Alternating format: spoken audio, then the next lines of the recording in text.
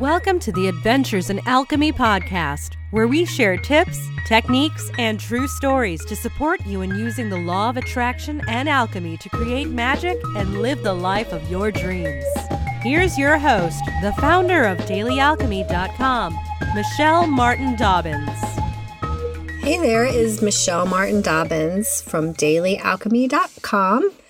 And today I want to talk to you about a topic that kind of twirls a lot of us up when we're interested in the law of attraction. And that is what about starving babies? Or what about sick little kids? That just doesn't seem fair and right when you're looking at the law of attraction. And I know my daughter is one who had a lot of issues with that. And she was like, I just don't know. It just doesn't seem right. This seems very selfish. And so I wanted to kind of share my take on that subject because I've also had other people be like, I don't know where you get this stuff from because it's not other people's fault that they live in poverty or this or this or that. And I would agree. And yet I still believe somewhat in the law of attraction. I just don't think it's the only law. And what I follow is more a path of alchemy, daily alchemy. So I just kind of wanted to share with you my thoughts around why I think that we should all be creating what we want in our lives and how that can benefit everyone. So there are three kind of concepts that I want to go over with you and why doing this work is not selfish, even though in a way it is selfish, but it just works out. So first thing is blame versus responsibility. I just don't think that blaming anybody or shaming anybody for where they are in their lives is a good idea, especially ourselves, but anybody else. If you get into a law of attraction thing and you're like, oh, they're just poor because they're vibrating poor, they're vibrating sick, and you're looking at people and you're blaming them for where they are, I think that's going to be bad for you. Especially bad for you if you're blaming yourself, but also bad for you if you're blaming somebody else. I just don't think that has a place. And I think that kind of gets into why people get really fearful when they start doing the law of attraction because they may end up somewhere that they don't want to be. And I just know a lot of beautiful, wonderful, spiritual people who have experienced some really terrible things, some illnesses and tragedies in their life. And for me to say that they attracted that into their life doesn't feel good to me. I don't know, but I personally believe that sometimes there are things that are predestined or are going to happen by some other law of the universe that, maybe in the end are good for us, but sometimes they certainly don't feel good. And I don't know. I've heard that story of sometimes people come in with illnesses, with all these different things, and they're kind of taking one for the team because it's a lesson for a parent or somebody else. Sometimes I've seen that happen in life, but I just feel like if something negative or bad happens, we need to look at that with total compassion for ourselves and the person involved and not be putting on them that they're vibrating that into existence. I just don't like to think that way, that somebody's attracting negative, bad stuff into their life. And I understand that there are some people who are really purists in the law of attraction and think that, and I don't. But I do believe that we have the responsibility when something happens to choose how we're going to respond and react to it. And I've seen people who have had illnesses, terminal illnesses, who've chosen to respond and react to that illness in the most amazing ways and just become love-filled people. And some of them have been cured and some of them have, their physical bodies died, but I feel like their soul was cured.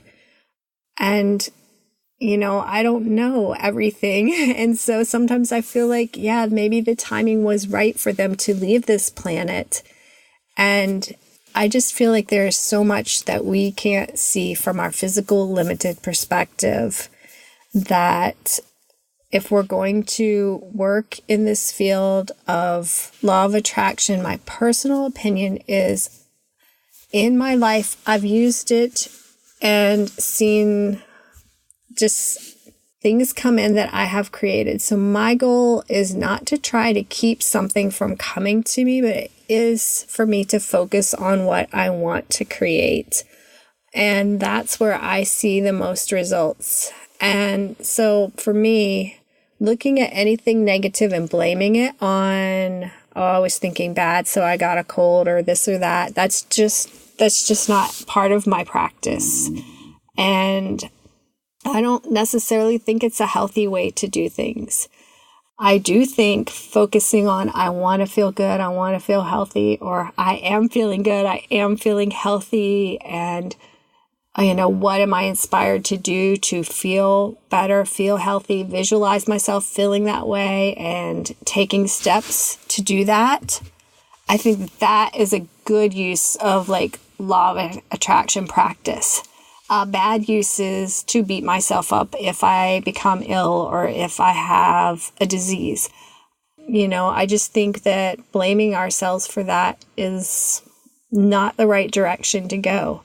I just feel like there are things beyond our control and beyond what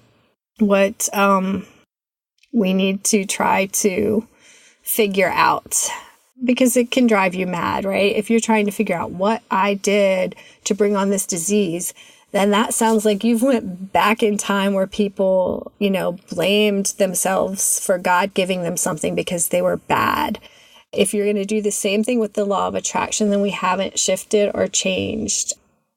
So I would recommend that if you're looking at working with alchemy to transform your life, spiritual alchemy, law of attraction, any of those things, that you don't try to figure out why something bad happened, but that sometimes putting that judgment of bad and good, it's really easy for us to do from this perspective, but often I've found that it's really hard to know what happiness is without feeling sadness. It just doesn't have that sweetness to it if you don't know what the opposite is. So on this physical plane, the yin, the yang, it all seems to be necessary, but please consider dropping any blame or shame of yourself or others for anything that has happened in your life. I'm not saying that there aren't some things that we're directly responsible for, and we can surely see that, but start where you are. Take responsibility for reacting to what is happening in your life in the best way that you can. And sometimes the best way is rage and anger and so sometimes that's our best today, right? And that's okay, which brings me to number 2. So number 1 is let go of blame and shame and just look at responsibility, being responsible. And being responsible doesn't mean you caused it. It means you're in it right now.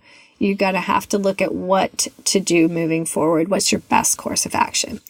And so the next one is, don't fear bad thoughts. Don't fear anger. Don't fear sadness. Don't fear shame. But they're definitely not places you want to live forever, right? But if you run away from them and you fear them, having these thoughts is going to cause me to bring bad things into my life, I think you do yourself a disservice, because if you are afraid to feel those thoughts and you run away from them, then they're always going to be hiding in your body somewhere. You're going to stuff them down. And, emotions are there for a reason. They're there for us to feel them. A friend of mine works with people who are drug addicts, recovering drug addicts, and she was telling me how so many of them, and in one particular case that she told me about, the lady's husband had died from a drug overdose. They were both drug addicts, but he had died 5 or 6 years ago, and she was now getting clean, and she was going through all of that pain and sadness from his death, because at the time she was numbing out on drugs and she didn't feel it. And sometimes that's just life. I mean, yeah, pain and sadness and whatever, it doesn't feel good. But if you feel it and you process it, you will move through it. And, I know you may always carry a little bit of sadness for certain things that have happened. Definitely, if you have someone close to you have passed away, I totally understand that. But when those feelings come up, don't say, oh, I'm not feeling that. That's going to bring something bad into my life. Be tender, be sweet with yourself. The best thing to do is to sit and say, okay, I'm feeling this. So now I'm going to be here with myself and allow myself to feel it. And I teach, I think it's in a freebie. I know it's in a freebie that's in the Magical Freebie Vault. It's called How to Shift Your Vibe in 5 Minutes. It's free there. It has a booklet. It has an audio. It's just a really simple technique that I like to do a lot, whether I'm feeling an emotion that feels bad or an emotion that feels good. But it can be really helpful when you feel an emotion that feels bad to practice this practice, which is just feeling the feeling. But you have to turn off the mind chatter about why you're feeling the feeling and just really, really tune into your body and actually feel what that emotion feels like in your physical body. Do you feel it in your chest? Is your throat tightening? Does your leg hurt? Does your elbow ache? Where is that feeling? And just feel that physical sensation till it almost like you can just feel the vibrations of it. And if you can just focus in on that, and anytime your mind starts to say, well, it's da-da-da-da-da-da that's making me feel this way, that you stop and you just feel what you're feeling, it will shift. And, if it's something big, if someone died in your life, yeah, you're not going to probably do this one time and it's going to shift forever. You're probably going to have to do it a lot. And sometimes when you go through tough times in life, I know when I've gone through some really hard periods, I've been doing this 3 or 4 times a day. Whenever those emotions come up, maybe even more. I know when I went through a time and I was working, I would just go to the bathroom and sit and try to feel those feelings. And it is a practice for sure, because your brain wants to just run off, no, and tell you all the reasons why you're feeling it. But when your brain is doing that, you're not actually feeling it. So you can practice that just from what I've told you. If you don't have the Magical Freebie Vault, it's free as in freebie. You just have to go to the dailyalchemy.com website and go to the link. It should be under freebies and at the top, and it'll say Magical Freebie Vault. And you can sign up to get that for free. You'll hear from me from time to time in your e-box, but if you don't like that, you can always unsubscribe. So, blame versus responsibility. Don't blame yourself. Second, don't fear bad thoughts. And don't get afraid that they're attracting bad things. They're just letting you know where you are and what you have to feel and process. And number 3, when you grow through working with spiritual alchemy practices, working with law of attraction practices, you're going to become more of what you already are.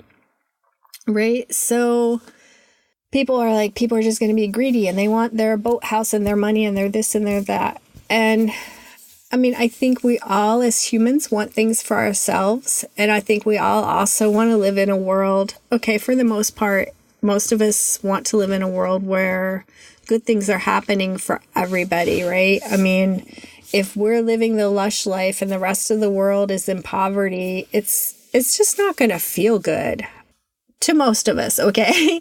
There are some people that we may say, hey, they're in these positions of power and they seem to be just draining the lifeblood out of everybody. Well, all the more reason for you to be making your own growth so that you can do more. I know for myself that I've always just had that philosophy of I should be giving a part of my income to charity. And as I've gotten into law of attraction and spiritual alchemy, there are a lot of practices I do that include giving away money. And the more money I have, the more money I can give away. It just works like that. So the more that you receive, the more most people are going to want to give and going to feel comfortable giving. Now, I will say that if like where you are right now, you're like, I'll give when I have more money. That doesn't work. Okay. That doesn't work at all, because you will never, if you can't give where you are right now, you will never have enough to give. So start giving right now. If you don't have money to give time, give of your talents, give of your prayer time, give of your law of attraction time, spend time visualizing other people getting good. If that's all you can do that. That's magic. Look up Lynn Taggart and the intention experiment. That right there is a gift, right? Visualize other people getting their good. But I'm a big believer in going out into the physical world and doing that too. And, I like to sometimes leave, what is it? It's like, I think there's a book, I believe it's called Happy Money. I will try to find it and link it. It's a very short, simple, inexpensive, maybe 99 cents on Amazon book, but I believe it's called Happy Money. I'm going to look it up and look up the author, but, it's just about leaving little bits of money every so often somewhere for somebody else to find and be delighted in. And just kind of, usually when I do it, I can't even remember I think she does too. Leaves like a sticky note or some kind of note like, this money's for you. You found it. You attracted it. Enjoy it. That's a fun thing to do. Also for myself, I have certain things that just touch my heart, which you may too. You may have a relative who suffers from some kind of disease or something that you like to give money and time and talents in that direction. That's perfectly fine. For me, one of the things that I like to do is to really focus on women, particularly women of color who live not necessarily out of this country, but I like to go to kiva.org where you can make loans, microloans. And I'm kind of biased. I usually pick women, and most of the women on there are women of color from different countries than the U.S., although there are some in the U.S. as well. But I like doing that. That is one of the things that I enjoy doing. And then the other one that I'd like to really give my money to is an organization called Love 146 that rescues children from slave trafficking, sex trafficking. The more money that I can attract into my life, the more money that I can give to that. And, even for me and a lot of people who do things online, the more you grow your platform, the more you can speak to other people to give to that. And the more you can do for the starving children or the sick babies. Because, yes, it is sad that happens in our world. And for me, the only reason I can think of for that to be a part of our world is for the rest of us to step up and help out. And so to me, that means for us to work on creating more in our own lives is not a bad thing, because as we create that more, we have more to give. And I find myself too, the more that I have like the comfort level of, okay, I can pay my bills, I can do this, then I find myself thinking more of what can I do for other people. So I feel like the more people who live comfortably and can meet a lot of their goals and be basically happy people, the more people are going to be able to reach out. Because I know for myself, when I was in my early 20s and I was suffering from depression and I didn't want to get out of bed and I made barely enough money to pay my bills, I wasn't helping a whole lot of people. I still gave a little bit to charity, but I give a lot more now. And I still spent time, volunteering and doing things for other people. But I do that a lot more now because I'm happier and I'm more abundant. And so I have the ability to do that. And I know I went to a Unity church and they used to say, And this might sound like that judging and blaming, but they would say, like, some people even consider poverty to be kind of a sin. And within the Unity Church, sin is not like you're evil, you're bad. It's just that you're missing the mark, because you can't make yourself poor enough to help someone else. You can't make yourself sick enough to help someone who's sick. You can't make yourself unhappy enough to help someone who's unhappy. If you can create those things in yourself, you can, at the same time, and once you've done it, help other people create those things in their life. I just am a big believer in that philosophy that as long as one of us is suffering, then to a certain degree, we all are suffering. And we all just need to take care of ourselves. And so then I'm telling people, in order to take care of other people, you actually have to take care of you too, right? You kind of have to start with yourself. You cannot give from an empty pitcher. And I just did tell you to give wherever you are, because you're not fully an empty pitcher. But start today thinking like, what do I want to create, and work on creating that. And at the same time, what do I want to do for other people in the world, and start doing that. I truly believe that we have to do both at the same time in order to grow. And yeah, if we just focus on ourselves, we may get really successful, but I don't think we'll be really happy. I could be wrong. I just don't intend to find out. And I know there are people who tell me, like, all these rich people are horrible and unhealthy. And I will say, I do see some like that. And I also see some that are making a great impact in the world, who have created charities and reached out to people in just amazing, amazing, wonderful ways. And that is what I want to create. How about you? So that's my take on why law of attraction and spiritual alchemy and transforming your life for your good is still a very worthwhile thing to do, even when there are people suffering in this world. And actually, especially when there are people suffering in this world. So go out today, create some magic in your world, create what you want, and think about other people, and do what you can for them today too. Big hugs. Namaste. Love y'all. See you next time. Would you like some help creating more magic in your life? I've got a ton of freebies and goodies for you. They're all tucked away inside my magical freebie vault. You can get free access, though. You just have to go to www.dailyalchemy.com/magical-freebie-vault. Again, that's dailyalchemy.com/magical-freebie-vault. And when you get there, you can just plug in your name and email, and you will get instant access to all kinds of goodies. There are daily and weekly manifesting planners, the How to Shift Your Vibe in 5 Minutes e-kit that has audios and a workbook.